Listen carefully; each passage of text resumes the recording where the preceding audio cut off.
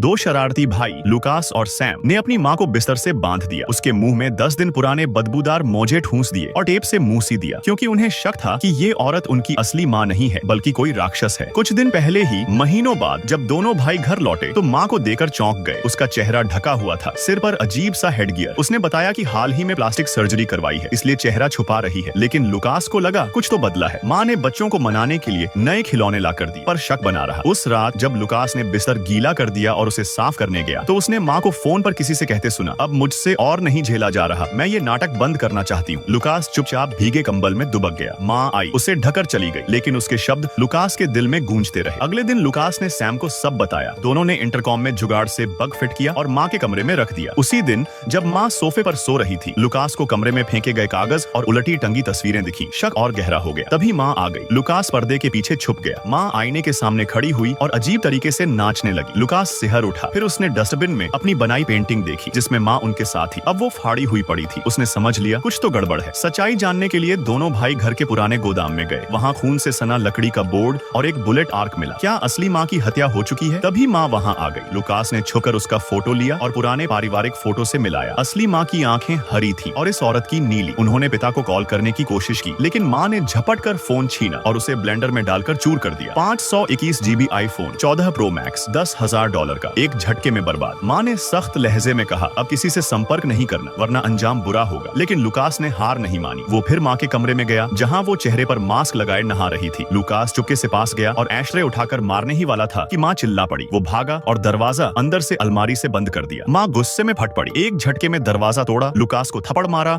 और जबरन बाथरूम में घसीटकर बर्फीला पानी चला दिया। बोलो मैं तुम्हारी माँ हूँ। डर के मारे लुकास को झूठा कबूल करना पड़ा। उस रात माँ ने अपने सारे बैग्स खोले। अंदर कुछ अजीब काला जैसा शरीर दिखा, जैसे कोई अंधेरे की चीज। लुकास डर गया और अचानक नींद से जागा। ये एक भयानक सपना था। अब दोनों भाइयों ने फैसला लिया, अब वो खुद कुछ करेंगे। माँ जब सोई हुई थी उन्होंने उसे बांधा, मोजे मुंह में ठूंसे, टेप से मुंह बंद कर दिया, क्योंकि वो रोज सिर पर हुड डालकर आईने के सामने अजीब डांस करती थी। फिर लुकास ने पुराने फोटो से उसकी आंखें मिलाई। माँ की आंखें हरी थी, इस औरत की नीली। उसने सफाई दी कि ये नकाब की वजह से है, पर लुकास ने बात नहीं मानी। उसने बाल्टी में बर्फीला पानी भरा और उसके सिर पर उड़ेल दिया। बता माँ को कहाँ छुपाया है? औरत गुस्से से फुफकारते हुए बोली, तू फिर से ऐसा मत करना, सुन रहा है ना? मैं उठ गई तो कहाँ है माँ? औरत फिर भी नहीं बोली। तो लुकास ने अलमारी से एक और सबूत निकाला। अगर तू माँ है तो तूने मेरे दिए हुए शब्द क्यों फाड़े और कचरे में फेंक दिए? इतना सुनते ही वो औरत फूट फूट कर रोने लगी। तू जानता है कि मैं ही हूँ, तू जानता है। सैम पास खड़ा था, ठंडी आवाज में बोला, इस झूठी औरत को खत्म कर दे, हम अपनी असली माँ को खुद ढूंढेंगे।